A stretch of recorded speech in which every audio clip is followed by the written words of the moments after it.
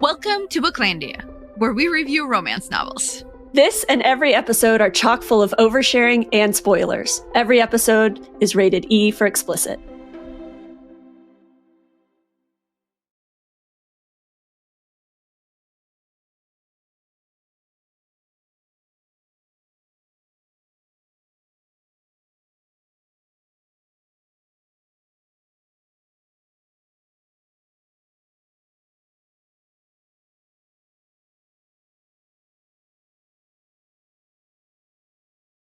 Hot. Okay, we're gonna have to say hello one more time because it helps when we're unmuted. See, that's why I don't start talking first. Oh well, I start talking. I get really nervous because I'm like, you're waiting for me. There's a pause in the music. I did not smash enough buttons when I started telling you about smashing buttons. This is really, really captivating. Captivating. Whew. Good start. Well done, us. I made beverages for today. Yes. That's going to be the theme of this episode. Yes. It is drink. Cheers. Cheers. We are here today to talk about, oh god, now you're going to make me say the title of the book. Rosaline Palmer Takes the Cake. And you... I say Rosaline. But in Shakespeare, as she's named after... It is Rosaline, isn't it? I think it's Rosaline. I think so too. I always imagined that name spelled with a Y. Oh. And not the way that he spelt it. Sure. He who spelt it dealt. I was about to say, am I doing it right? Is it spelt it? Delicious spelt. So, I've always heard it as Rosaline. But that's not how the audiobook No, it's it. Rosaline, yeah. Yeah. Sorry, I just realized that since we're talking about names, we never said our own names. Oh, God. As per always, us and introductions, tops of the episodes are always rough. I mean, it's just how we naturally come together. We just start talking at each other, and then there's 18 tabs open, as you say. Yes. And then we come back through and we close the tabs. I'm Ford. And I'm Sky. And we're going to talk about... And this is Booklandia. We've been doing this for 3 seasons and we still can't get the top of the episode. Look, you clicked here. This is your fault. Wow. And now you're shaming the listeners and the viewers. Flamers. Excellent. Yeah, audience blaming is my MO. Fabulous. Yes. So in case y'all have a strong opinion on Rosaline versus Rosaline, which is how I keep saying it because I also listened to the audiobook and I heard Rosaline and now I can't unhear it. Just let us know. Yeah. And we will not care, honestly. I mean, we're going to care about your opinions. Fair, but we're probably not going to go back and re-record with the whatever is the right... Zero editing is going to There you happen go. here. Just whatever Finn does. But, if you're an iambic pentameter expert, like our friend Lex, come at me, bro. Oh, yeah, fair. Absolutely, yes. I mean, if we were smart, we would have, looked it up in the Shakespeare and the... To be fair,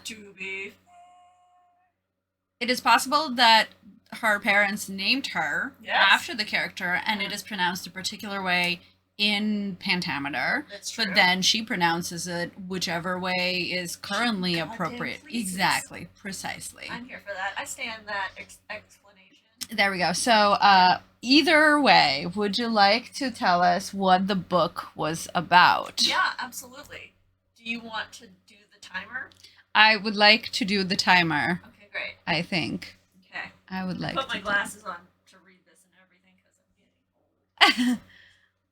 Or, Get old. Get old or get over it.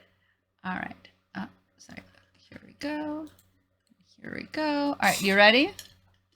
All right. Tell us what Rosalie Palmer. Yes! Oh, I did it! You did it. You made... I got your head. What is Rosaline Parker? Oh my gosh. Still done it. Rosaline Palmer takes the cake. It's all about. All right, and a 5, 6, 7, 8. Rosalind is, working hard at being a single mom, a good daughter, and a decent friend, while keeping the electricity on in her house. Not to mention toppling the biphobes one tart at a time. If only she could win bake expectations. Then her life could be less of a disappointment to her parents, and her daughter can be proud of her. While struggling through blind bakes and bad dates, Rosaline learns to listen to her instincts and love the person who makes her feel safe and at home. I read this blurb earlier, and I was like, shit, this is a well-written thing. Well, thank you. Well done, Thank you. Yeah, so, Rosaline, oh god, it's so hard to say now that I know the thing in my head. As I mentioned, single mom, precocious child. Very precocious child. Daughter. Amelie. I'm not gonna, they say it in the British way, I'm gonna say it in the French art movie way. Yes. Yeah. So you know exactly how to spell it. Who is into anglerfish. She is and into space. all deep water fish. So I love you to the bottom of the Mariana Trench and back Yes. is a thing I've actually said. Yes. And I was delighted to see someone else say it. Well, what was really cute, and I just now realized it in this moment, is she used to be really into space before the book started. And then she gets really into deep sea creatures. And they're saying used to be love you to the moon and back, and then it's love you to the Mariana Trench and back. And like, how adorable. Oh, yeah. Stop it. Hard agree. This is exactly the behavior of a child. Yeah. So Yeah. one of my biggest comments about this book is it feels really authentic. All of it feels really authentic. One of the questions I was going to ask you is, how did the precocious child work? But I decided to go with a different question. Excellent. Well, I mean, she's still precocious, Yeah. but I think she Realistic 8. Yes. Oh, absolutely. Yeah. Like, to me, an unrealistic precocious child is a 5-year-old with complete vocabulary, Right. or a 5-year-old with 4 words in their vocabulary. And not that there aren't children who are in that range, but there's an implication that that child is in the general vicinity of a normal developmentally child. Yeah. And so if that's the case, then like check with the 5-year-olds in your life. Or there are clearly no 5-year-olds in your life. Right. In this instance, this absolutely felt like an 8-year-old with an obsession who was single-mindedly focused on that one thing and really wanted to be involved in every conversation and really wanted to be grown up. So Yeah. it felt very authentic. Yeah. It's a yes for me. Amazing. That's really great.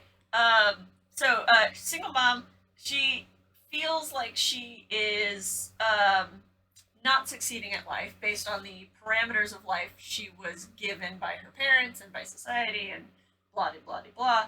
And so she goes on this cooking show. And Bake Expectations, it's the great British baking show. Yes, but I have to say, with a way better title. Oh, yeah. Yes. Like, if you're gonna be all, like, old British countryside, Yeah. it's, like... Big Expectations. Bake Air would have been a good one.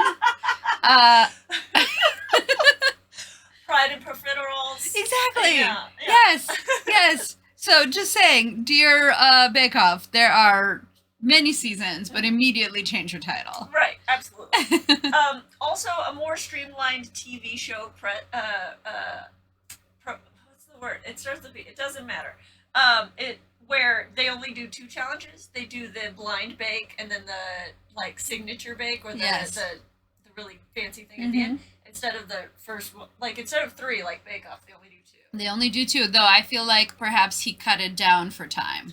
Oh, you think it's a pacing thing? Yes. Interesting. Yes, that if we had to sit through 3 bakes. Yeah. By the way, this book is written by Alexis Hall. Yes. Oh my gosh. Yes. Oh, and there's a cover. Thanks. Oh my goodness. Okay. Here we go. Here is the cover. For those of you watching at home. It is red and pink with hearts. And I have to say that based on this cover, I did not pick up this book for years. Really? Oh yeah. This cover. Persuaded you. Yeah, this cover says no thank you to me. This cover, I also just pink? like something about it is extremely. Well, it's not catchy. It's not interesting But to me. It is a cartoon cover. It doesn't say baking show. It could be bakery. It could be whatever. Agree. It could be bakery instead of being baking show. I don't know, something about this cover. I was just like, Sure. Like, so what? Let's go off script here.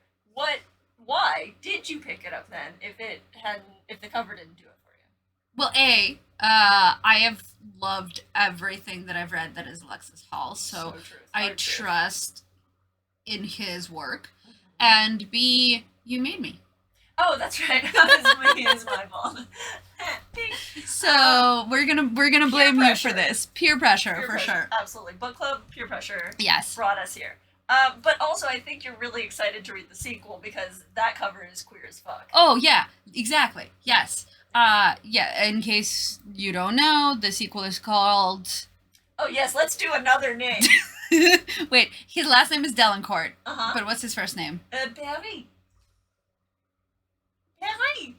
Paris Delancourt is about to crumble. Paris Delancourt. Yeah, something like that. Yeah. I'm so glad we researched. Yes. And the cover is a rainbow cake with a slice missing. Yeah. It looks adorable. I'm like that cover sold. Yes, please and thank you. But it was the second in the series, so this had to happen so that the other can happen. Because I have a completionist issue and I can't just read the second book like a normal human being. So you're welcome. What I really liked about this book is I read it and I was like, oh, this is so very similar in premise to Charm Offensive by Alison Cochrane because it's a twist on a pre-existing reality show. And True Love Experiment by Christina Lauren, which I realized the other day that you didn't mention because you haven't read yet. Yes, because yes, it's not in my yeah. blah, blah, blah. So same for their most recent book as well. Is this maybe my new favorite trope? Is a twist on a TV show I watched obsessively? I mean, it's comforting because you know the rules, and it's exciting because you don't know what's gonna you know the parameters of the game, but you don't know what's gonna happen this time. But it's also fanfic in a kind of way. It kind of is. I mean, there's also a Adriana Herrera short story also based on Bake Off, also excellent. Yeah. And Christmassy and delight. Like there are many Bake Off books out there. So in case you want to read about pastry going well or poorly, then you have I feel like there could be an entire section of the bookstore. Yeah. Yes, exactly. I strive. This is hashtag goals. There you go. This is hashtag goals. To get into the actual scripted shit, can we? Oh yeah, and I'm the one asking the first question. You don't have to. I mean, I was about to pivot to my question. Oh, totally fine. I mean, mine is kind of a gimme, and then we can move on to yours because I feel like they blend together. Yeah. My question is, how do you think that Alexis Hall, who identifies as a man, can write such an authentic bisexual woman experience? I think that he is always writing from a queer experience. And that the community, you're never just friends with other gays. At least I assume. I'm assuming I only have my limited pack of gays.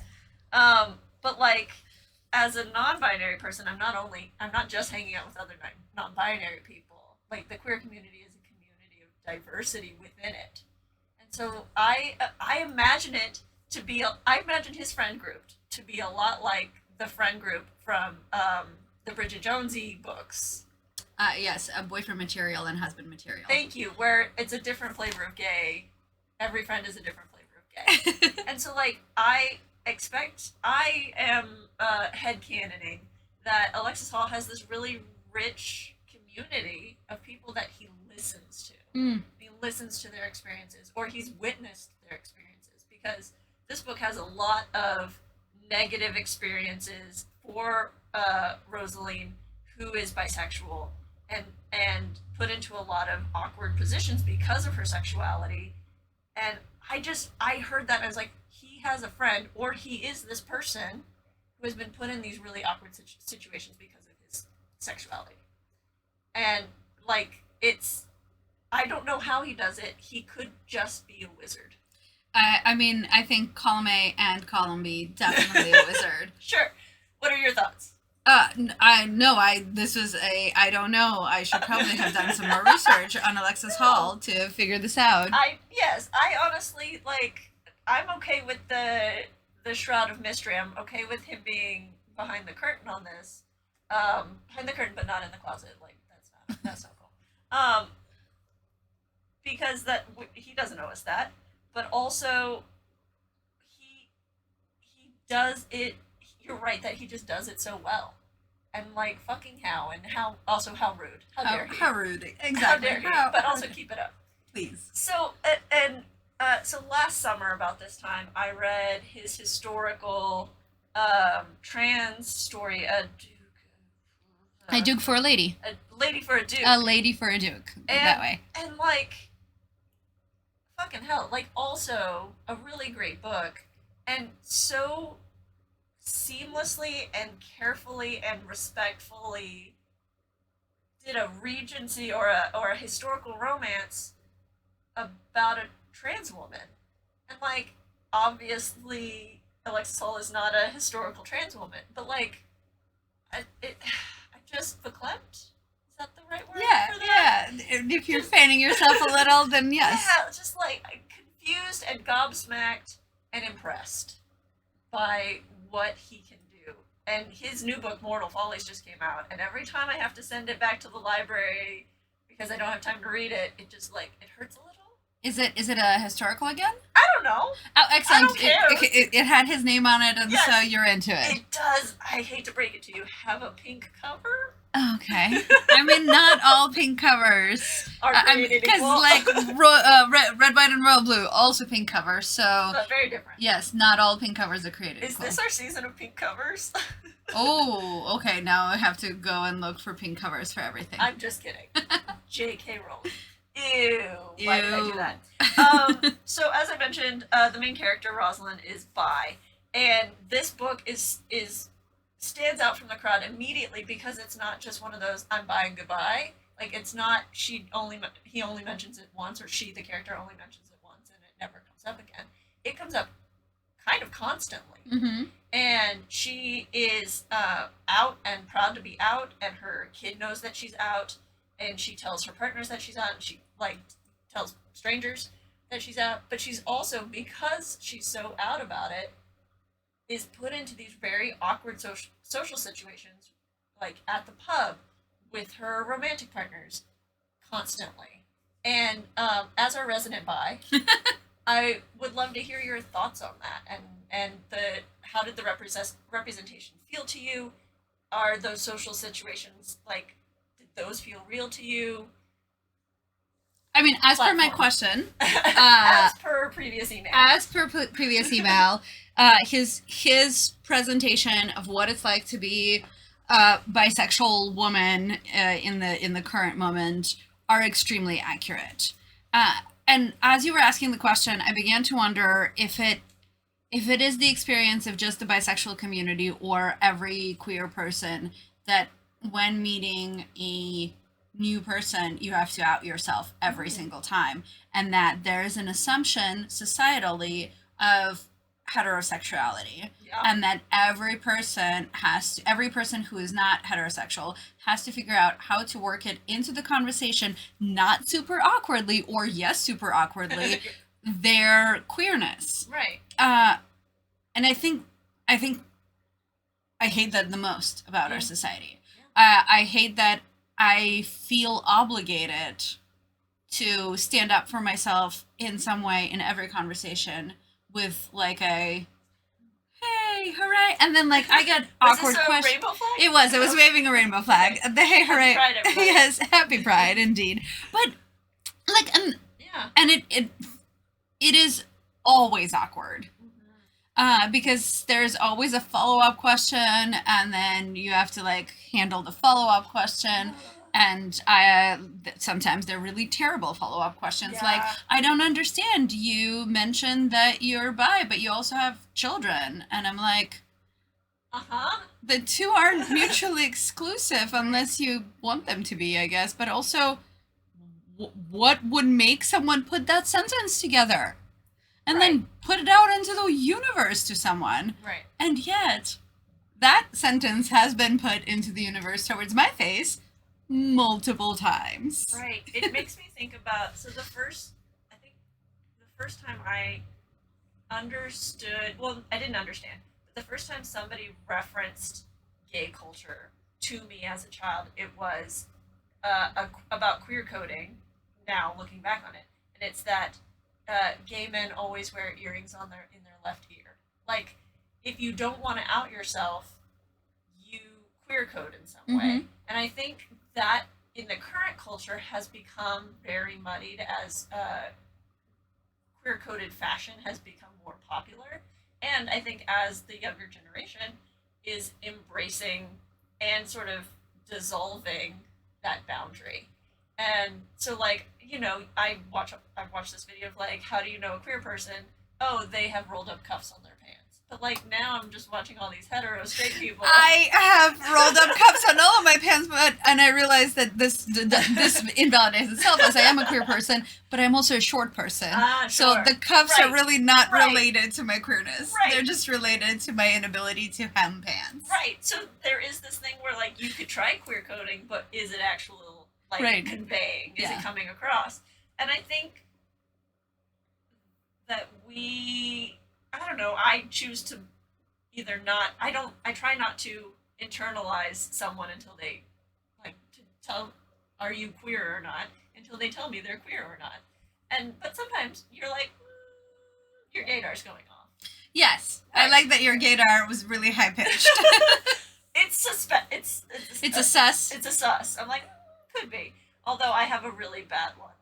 I have a whole story where someone's like, that guy's definitely gay, and I'm like, what? And then I had coffee with him, and I was like, I don't know. And then he did one of these, like, arm touches. I was like, yes, okay, yes, now I know.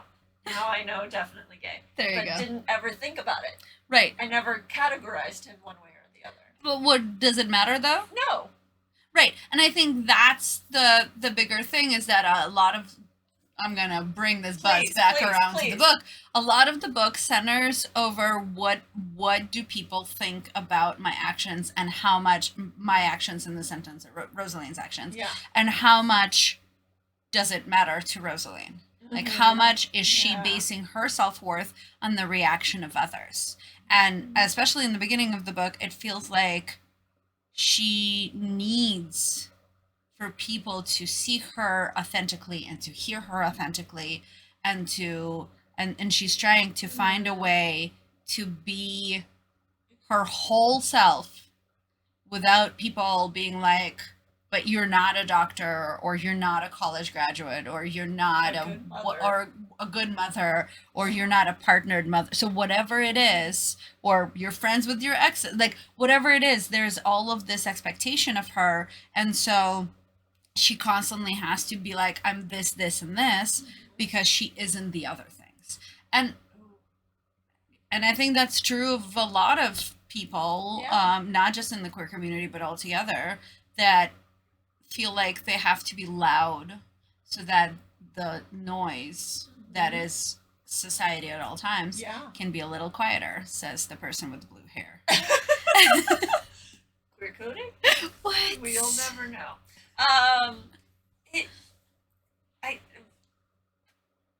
What you were just saying made me think about how performative she felt she had to be.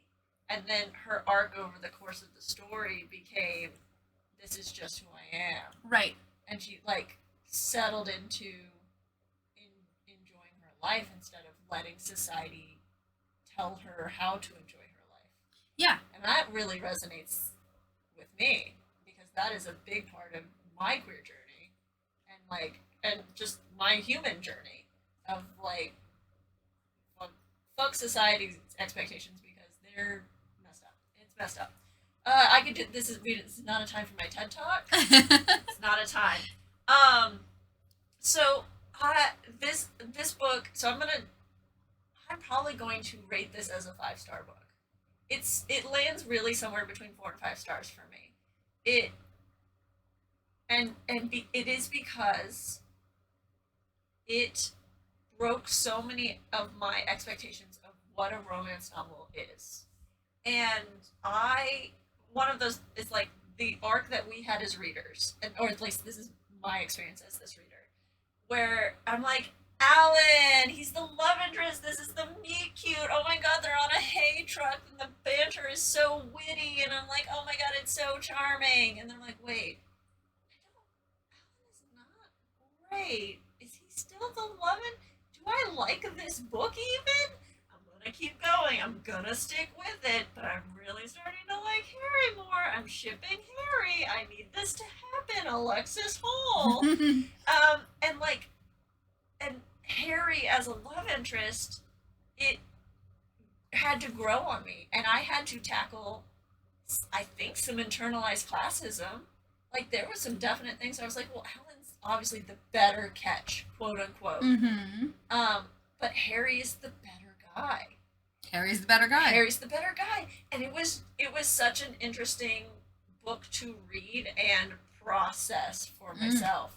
And so like, who doesn't love a romance novel that challenges your perceptions of things and like tears apart some expected structure? Yes. There's not a question. It's just a statement. It's just a statement. I feel like my question is also in the same statement category. So my question is actually about tropes, and because the bigger question here is this actually a romance novel, or is this romantic fiction? Women's fiction? Right. Or is this a rom-com? Oh. Like, so, to me, I can see it being a romance novel, but because the romantic interest switches halfway through, it doesn't. Not even halfway through. It doesn't fit. 4/5 of the way through. Agreed. It doesn't fit the category. It doesn't fit romance category. Absolutely. So maybe romantic fiction, because it truly tells the story of Rosaline finding herself. Yeah. And then some people come along the way. Yes, I completely agree with that statement. So in the trope category, though, pretending that it is romance. Okay. So at the very beginning, there's only one bed. Right. Which I think helps set up the romantical feelings we begin with Alan. Yeah. Anything else? I mean, Precocious Child. Sure. Yes. There is. Ooh, let's see. I mean, in thinking of Harry, like, he comes and he saves the day, but that's not really hero. I guess hero. I mean, I can literally think of nothing when 5 minutes ago I was thinking of like 3. I mean, so there's a question of like whether or not it's a love triangle. Yeah. And technically, for me, it isn't, because it isn't like I'm into this one and also that one. Yeah. There's a very clear like I'm into this one.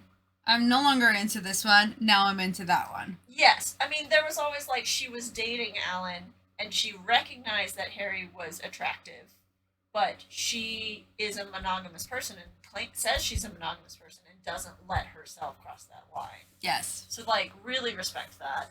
Let's see, Found Family. Found Family is a good one, and here I agree. Because she has her girlfriend or her ex-girlfriend is like her kid's auntie. Yes. And babysitter. I mean, to be fair, if there is ever a stereotype of lesbians after they break up, it's the fact that they remain best friends. Okay. Not in some people's experience. Okay. To be fair. No, still pretty accurate. Okay. Yeah, maybe not. You know, I wouldn't know. Maybe not best friends, but I'm definitely friends. Sure. With all my exes. Yeah. Because, like, you share a whole bit of your being with them. At least I do, anyways. So, like, you get to keep that connection even if you decided to do other people. Okay. Okay. So yes. Even if they don't deserve that? I don't know. That's a really valid question, but I don't know that I've had that experience. Right. And so Right. I certainly hope that that's how they all feel, but that is how if you're Sky's ex, please come to the chat. Let us know if you consider her to be your friend. Ooh, I don't know if I... Please don't do that. Please please check consent if that is a thing she wants you to do. I like other tropes. I'm gonna try and pivot us away from making you blush and nervous. Other tropes. I mean, there's the shitty boss. Yes. Jennifer Hallett is the shittiest of bosses. I mean, meanest. She's really great at her job. Right. Yes. Man, So she will rail you in a way you do not consent to. with a rusty egg whisk. Egg whisk. Quick sidebar. Egg whisk? Or That- just Whisk. I don't know why she said egg whisk. She says egg, which makes me think, does Britain have other kinds of whisks? Yeah, they're just Is this a British thing we don't know I about? don't know. If you're British, please add us with your whisk recommendations. Our comment section is going to be so weird. Whisk recommendation, X's, and pronunciations of Shakespearean names. Yeah, this tracks. Yeah, we're here for the intellectual crowd. Exactly. We're going to take a break so that you can okay. all hit our comment section, I Okay, guess, great. and come on back. Okay, great. We're going to take an intermission. When we come back, we will discuss our favorite moments from the book and if this book made us want to get naked.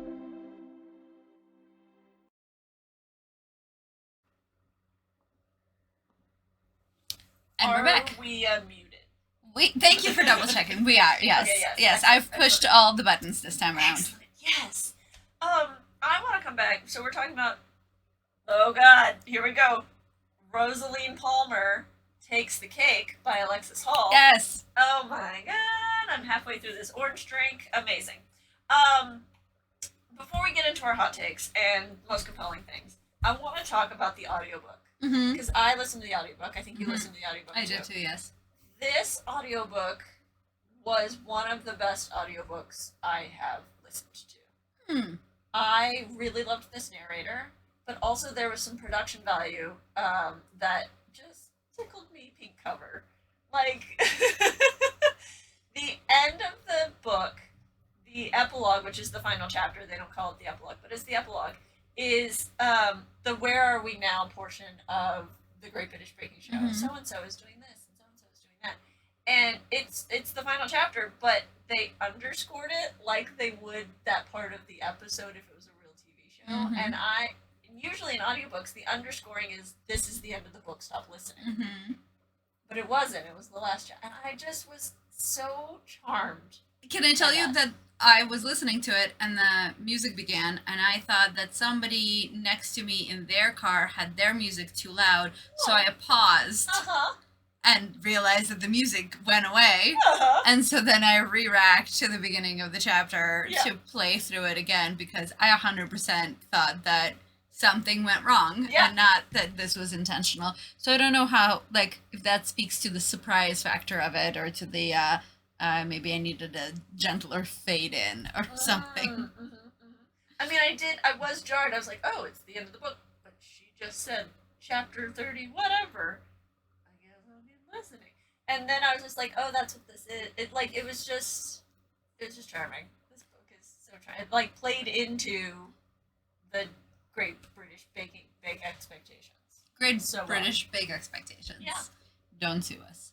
Please don't sue us. We can't afford it. No, you don't want to anyways. You won't get it. Yeah, man. exactly. How do you like a mean ass dog? and a book collection. And a book. Wait, no. No. You can't have them. They're ours. All right, so what was your favorite moment of the book? What was most compelling to you? Okay, so I love the really inventive cursing Oh, so that Georgia does throughout the show. Georgia, is that the boss's name? good. Jennifer? Jennifer. It was a J and a G. I see what I did there. Ah, you're one of those, like, Gary with a G's. Gary with a J's. Oh god, it's the Office episode all over again. But Yes. yes, sorry, Jennifer. Jennifer Hallett.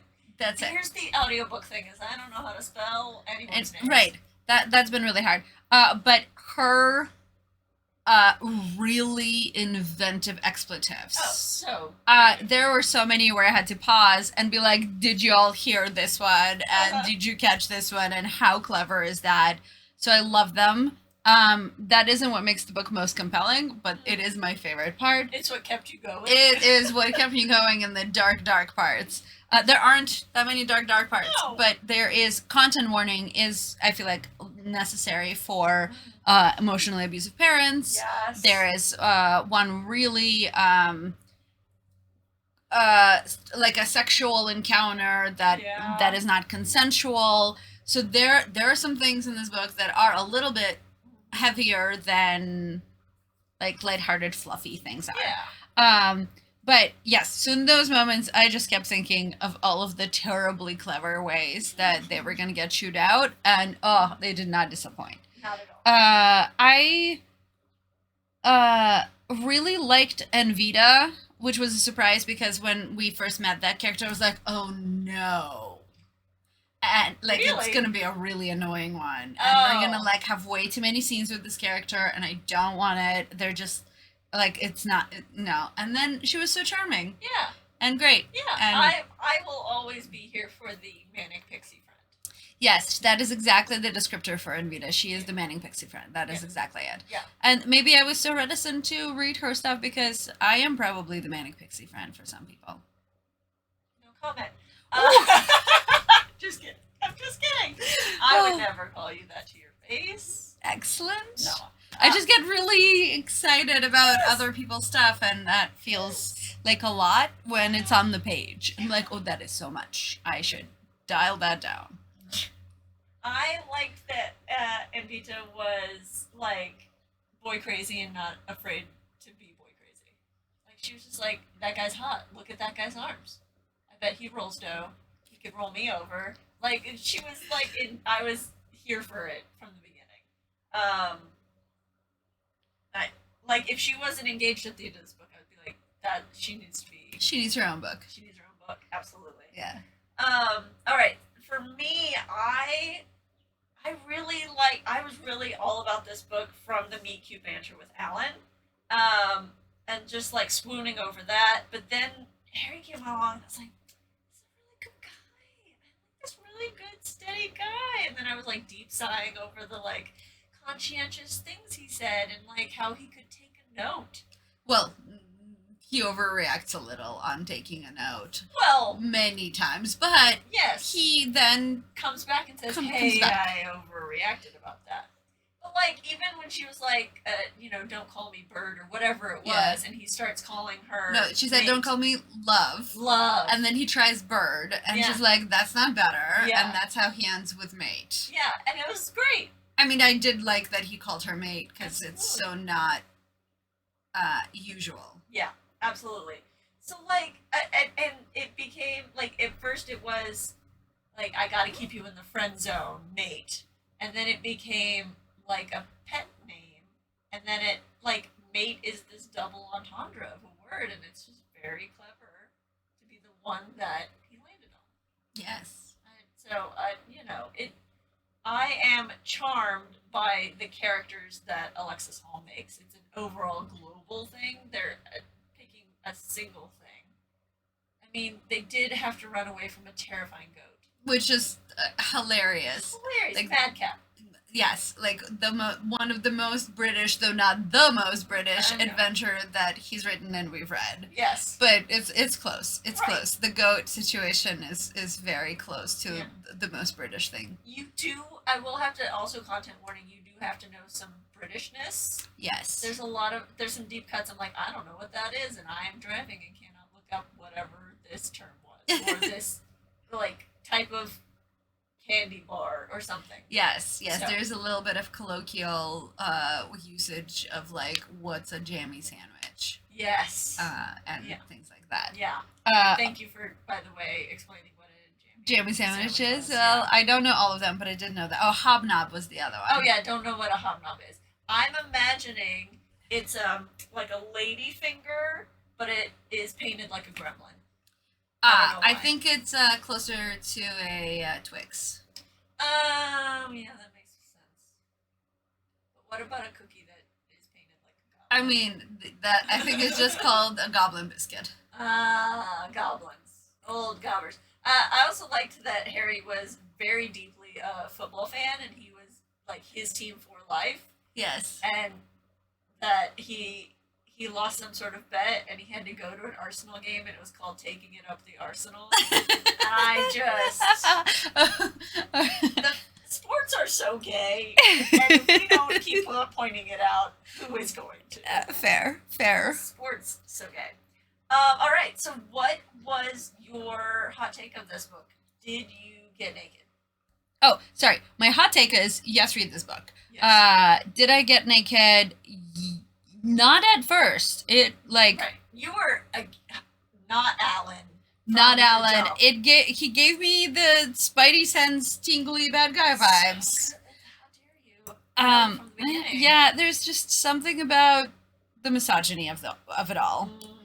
Kim like constantly being like, I think it really started where she's like, oh, you didn't go to college or you didn't finish college. Let yeah. me line up some online classes for you. Yeah. Like that, and that that's- happens very early on. It's not during the meet cute though, because she lies to him about being a doctor and living in Malawi. Right. Do not ask me to spell Malawi. Oh, I can do that for some reason. Spell it. Malawi. You could be wrong, and I would never know. Why did we do this test? You asked. Okay, I couldn't point. I'm very good at geography. Could not point to Malawi on a map. Okay. South Pacific. Okay, great. Yes, in the region. But yeah, so she lies to him about how cool she is, and then she has to backtrack on it, which I was really glad to see that happened so early on, and that wasn't the black moment. Of Right, it all. like ages and ages later. Oh no, I've never been to Malawi, and I don't know if it's in the South Pacific. Right. That is how I feel like what is about to happen in our next book. I'm coming up, I'm like, is this going to be the whole thing that is the black moment? Ugh. So, anywho. Silence. Yes, you were headed somewhere, and then you did not arrive at the station, and I am not. waiting for you to get... Oh no, our train is delayed. Oh no, our train is delayed. no. See what I did there? I brought us into a thing from the book. It was a whole sitch. Yeah. So, but did it make you said it didn't make you want to get naked at the beginning? Right, yeah, no, it took all the way up until the like 90th percentile of the book. But then, You were streaking. yes, I was like, doing what? Now I understand. I just watched your brain convert from English into Russian, back into English, and then you were like, oh. It was really a visual vocabulary weirdo. situation. Yes. I was trying to figure out which type of streaking, and then there are multiples. And then I ultimately Touché. arrived at the naked one, and then I went, oh, I see what you did there. So it was really more of a, where did we go from here? Yes, which is my entire purpose. So, so sorry, we will get to this, I promise. But so eventually, Rosaline and Harry do hook up, Ah, thank God. and their first sex scene is A, wonderful, B, has an amazing conversation in the middle of it Yeah.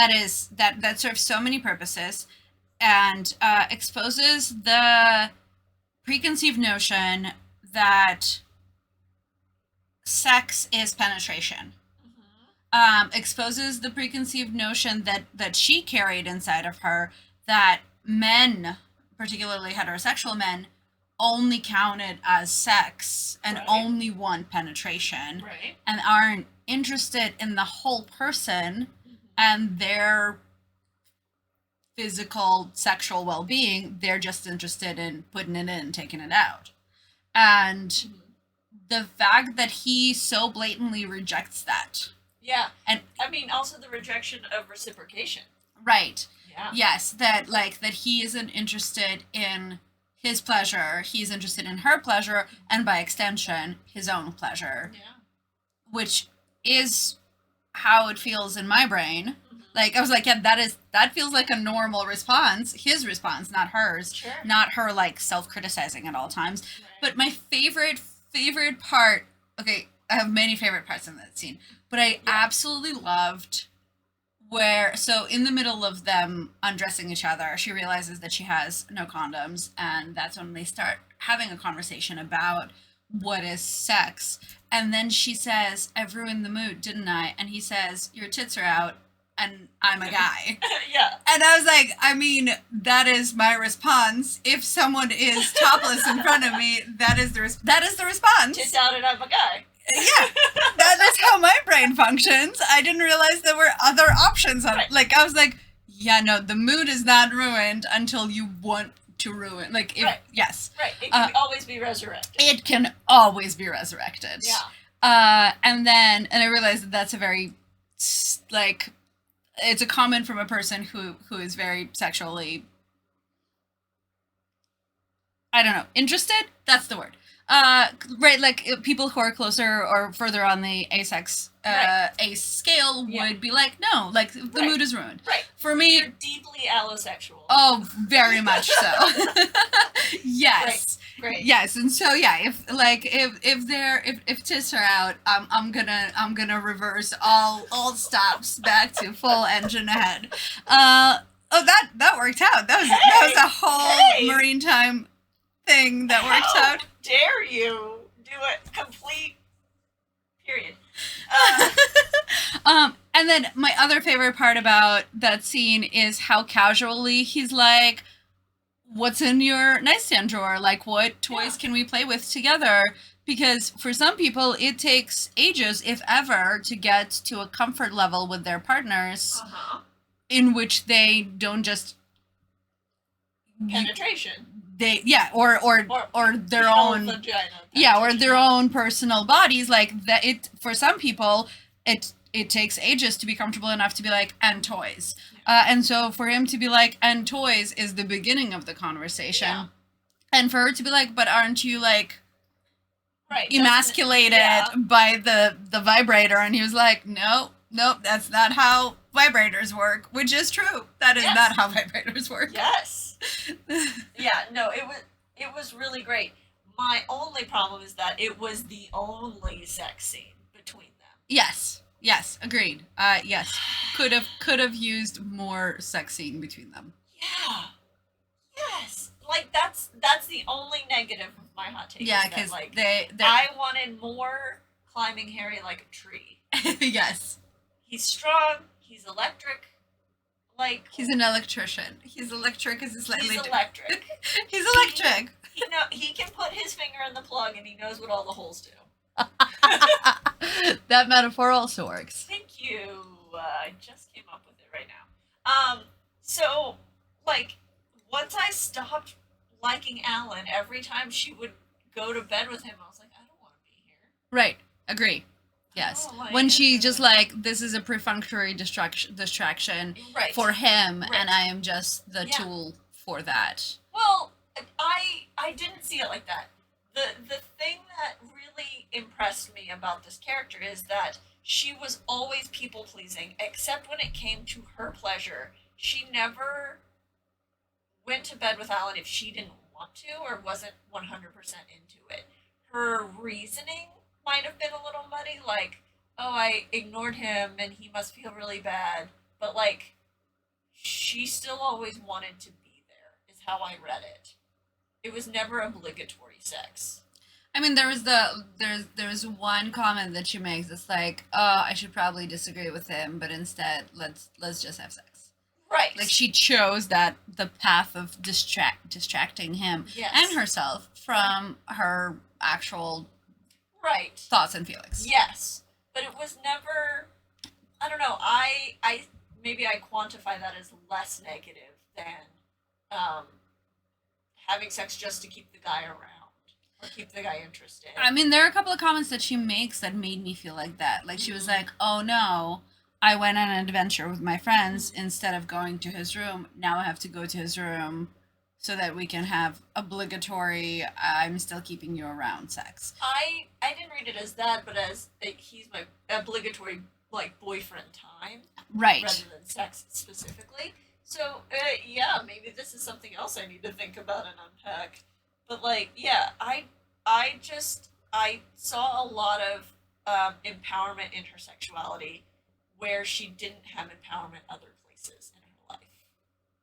And see, I read it as this is another thing that she's been doing in the way that she's either been told how, like, Well, she's been internalized misogyny. she's internalized so much of the good girl she needs to be, Yeah. and she's following that path, and that includes these patterns that she's been led to believe her entire life are the correct way, right?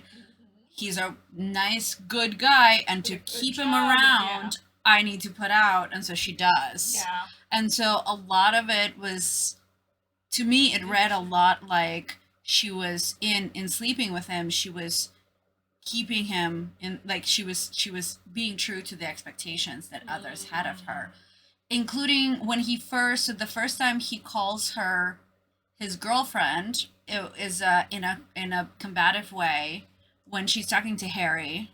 And Oh yeah, the he's possessive, the possessive bullshit. thing. Yeah. And I really wanted her to step out of his hug and to correct him or to pull him aside to have a conversation about whether or not they are in a Right. committed relationship Right. or if they're just casually releasing steam together. And she didn't. She was like, well, he said boyfriend, then it must be true. Right. I mean, her whole sort of character arc is from doormat to not doormat. Yes. And so I just didn't feel that in the bedroom she was a doormat. And I felt like she chose to have sex with him every time. And see, to me, there was there was another moment where he was like, "You're so adventurous, and you've had Right. so many more experiences." And she was like, "God, I'm tired, but fine. I guess I should keep up this adventurous Intense, persona." yeah. And so, like, let's do it. Interesting. And then I feel like after that experience, she's like laying there staring at the ceiling while he's sleeping next to her, and being like, "Well, I've done that now." Like it went on her chores list, and Oh yeah. this is Okay. where all the tingly spidey senses were like going off. Yeah. Well, my tingly spidey senses for Alan went off when he was never interested in Amelie. Oh yes, that too. That too. When he was Yeah. like your situation Yeah. and your She's like, my daughter. yes, my daughter? and he was like, The yes, parent? your predicament. Yeah. And it was just like, It's just like, oh, you're in the family way. yes, it Oh. was very much that. Which gross. Get over yourself. Yeah. Who cares? No. What a total skis ball. Interesting. But I do agree that I would have loved more liberated Rosaline sex scenes. Yes. Because we had an entire book's worth of not good sex. Yes. And one Yeah. really good sex scene. And Yeah. I would have really Well, preferred better balance on And that. I wonder if that was a little bit of clever telegraphing to us as the audience, where those sex scenes were sort of perfunctory, Vaseline on the lens, not romantical, Mhm. written. Right. And then the sex scene with Harry was more so, though I could have got, I can always go more explicit. That one was more detailed, and so that was the clue to us as the reader. It was like, oh, this is the happily ever This is the after. good this Yeah. this is the good sex. This is the good one. Yes. Yeah. Yeah. So we don't have many notes, but the note is more sex scenes with the good ones. I mean, That's the note. it's always more sexy. I mean, the it's note always- is always more. Yes. From me, as you will. Well, I feel like this is an excellent way to transition into what are you reading next? So, is this the way to drive? Trust me. When you Okay, get to me, this will make sense. Okay. Please continue. I just started the book you recommended that we're going to do for our next Yes. episode. Yes. Which is The Dead Romantics. I'm so excited. I cannot wait. Ashley Poston. Poston. Yes. That's a fun name. Yes. I wonder where she's from. I don't know. We'll do some research. No, we won't. No, we won't. No, we won't. We Uh, never will. True. So I am like one chapter in, 2 chapters in, and I get distracted. I'm like, oh, if I was in this situation, what would I tell him right off that I'm a ghostwriter of a famous romance novel? And you're in the exposition section. I'm deep in Act 1. We're like there's only been like 6 light cues. Copy that. Yes. Excellent. For those of you who don't know what that means, maybe look that up. What do you look up? What does 6 light cues mean? Yeah, sure. What does light cues mean? I see, sure. We've just started the show. That's what that means. Yes. Great. So here's how the segue is gonna. Oh, please. Pan itself I out. see. Okay. So on the way here, so I was gonna go back and reread Red, White, and Royal Blue because we talked about it and it was in my brain, and I am currently waiting for the new Ali Hazelwood to come out and a couple of other things on hold at the library. So I needed a holdover book, and I put Sierra Simone's An American Queen on my to read. Okay. When I read Merry Little Meet Cute that Sierra Simone does with Julie Murphy. And I just started it, and it begins with so much, like, barely concealed smut in the... Explain explicitly. So, she's walking down the aisle. Okay. Her... Married? Groom-to-be, instead of a pocket square, has her underwear in his pocket square pocket, and the best man has the husband-to-be's bite marks all over his neck. Oh my. Yeah, those are the first 3 sentences, and I was like, yes. Yeah. I don't know what else is in this book, but I'm already there. Yeah. Like, please and thank you. Yes. So I'll keep you posted. It's got a little bit of a... warning? Smut rating. Spicy level. I was gonna say yes, daddy vibes, because there's an age gap, but the bulk of the story happens when they're all consenting adults. Yes, great. Okay. Yes, so, but like, there's... Yeah, age gap being not my favorite. Right, but this, like, it's 10 years. Sure. But, so when they meet, she's 16 and he's 26, and they both recognize that that is not appropriate. Yeah. But then they re-meet when she's 20... She's 26, he's 36. Okay. And that doesn't feel nearly as weird an age gap as before. Sure. So, but it does, like, at some point he's like, you can call me sir, but only when we're alone. And, yeah, see, it's just not my thing most of the time. But, going back to our hairdresser, when... Yes. When Tell me more about when the hairdresser came out and it was like, you can come sit down, my first response literally was like, yes sir. And then it was like, oh, this is the wrong scenario. I am not supposed to be this weirdly turned on by the hairdresser. Yeah, she's cute. It's cool. I mean, like, I guess it's not weird, but it was I guess it was the wrong situation. You were not prepared. I was not prepared. It was very, very, exactly. And I have never been a yes daddy sort of a person ever. And 100% when I was told to sit down, it was like, oh, yes, ma'am. Mm-hmm. Where do you want my hand? Exactly. Yes, please. Over my head? Okay. Yeah. So we'll be getting haircuts from that person. No, we made it weird, but it will not stop us. She'd be like, that's cool. That's excellent. So find a hairdresser that makes you blush in all the right places. All the right places? All the places? Depends on your blush situation, I would say. I guess that's true. How much ginger skin do you have? So much. On that note, we're going to end this episode. Come back for more or less, depending on what you were into. Thank you for joining us for an episode of Booklandia. For more Booklandia, follow us on YouTube, Facebook, and Instagram at l.skyford, Twitter at skyfordl, and hit up our blog, lskyford.com. We love you to the moon and back, so don't forget to rate and subscribe. Our eternal thanks for the audio editing and support provided by Finnegan Murphy, who you can find on Twitter at Finnegan1, that's FIONNEGAN, numeral 1, and sometimes Sky herself.